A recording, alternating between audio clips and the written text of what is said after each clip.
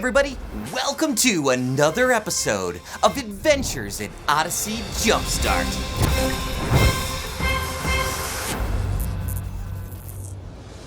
You know, the Town of Odyssey is filled with interesting places, but perhaps the most interesting locale of all is an old Victorian-style house in the center of town. It's a special place ran by a special man. I'm John Avery Whitaker, but you could call me Whit. I run a shop in Odyssey called Whit's End. See, his nickname is Whit, and the place is Whit's End. It's a pun. So before Whit's End became the beloved hangout that it is today, it was just a dilapidated old building. A building that Whit's wife was trying to prevent from being torn down. Did you know Whit's End was really her idea in the first place? You're kidding. Don't let our children grow up in an atmosphere that doesn't care what they do or believe. I'm not feeling very well.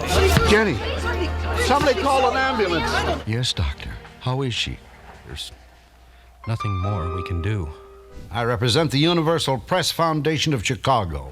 UPF proposes to rebuild the Fillmore Recreation Center as a place of adventure and discovery and uplifting conversation, where kids of all ages can just be kids. You mean this place is really owned by something called the Universal Press Foundation? That's right, Connie, but the chairman of the board of the Universal Press Foundation just happened to be a man by the name of John Avery Whitaker. Not only that, Whit keeps the place open with his own money, not making a single penny of profit. From its somber beginnings, Whit's End soon became a unique place that did just what Whit intended for it to do: serve the young and the young at heart of Odyssey. A kind of a vintage inspiration store. Well, I like to call it an old-fashioned Discovery Emporium. That's worded a lot better. With ice cream. I'm Whit's latest ice cream taste tester.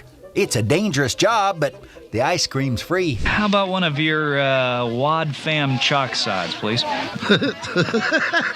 That's world-famous chocolate soda. Oh. Connie didn't have enough letters, so she abbreviated.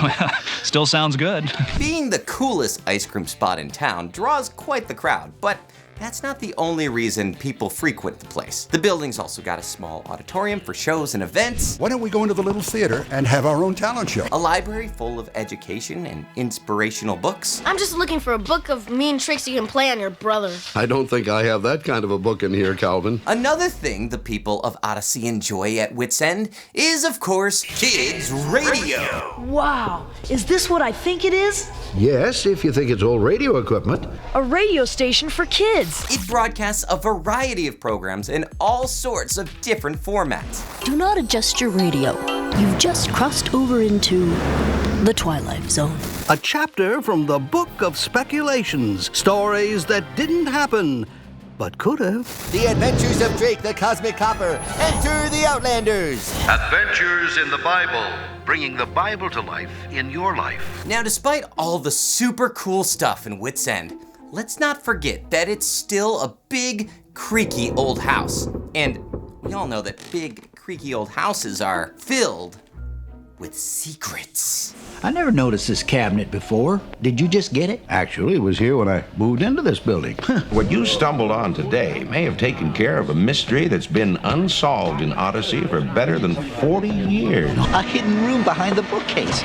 Very clever. Actually, there is another way in. Oh, is there no? Yeah, a tunnel.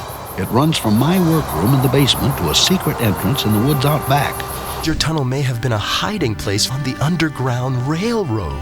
You might be surprised to know that secret rooms, passageways, and tunnels aren't the only intriguing part of Whit's End. You sure have a lot of stuff in here. Where'd you get it all? A couple are inventions of my own, a few ideas I've tinkered with. You're an inventor?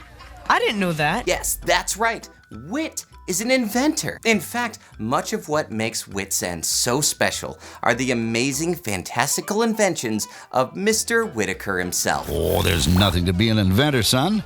All you have to do is have an idea and then try to make it work. In fact, we have a place called Inventors Corner right over there.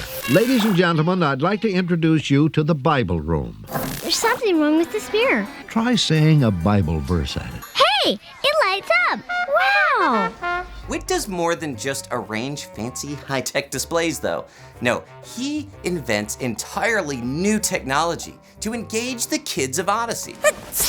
Bless you, child. Thanks. Who said that? I did. All these portraits are interactive. I'm Frederick Douglass. Hi. And he created beavers. No, not the animal.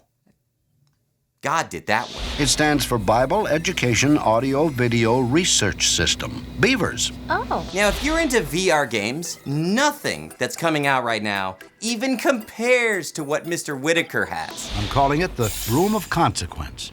I've rigged this room to play out the options and consequences for certain decisions. But let me tell you about Mr. Whitaker's coolest invention of all. It is called the Imagination Station. Our imaginations can make it seem like we're really there. Oh, that's what this Imagination Station was created to do. Help your imagination help you. Looks like one of those old time machines in the comics. Adventure selected. Joshua, look! The sea is parted! Ah, Matthew, welcome back. So what are you waiting for? Come grab yourself a milkshake, host a broadcast, and take a trip to the moon with Neil Armstrong. I mean, that's a combo you can only find at Whit's End when you have an adventure in Odyssey. I'll see you there.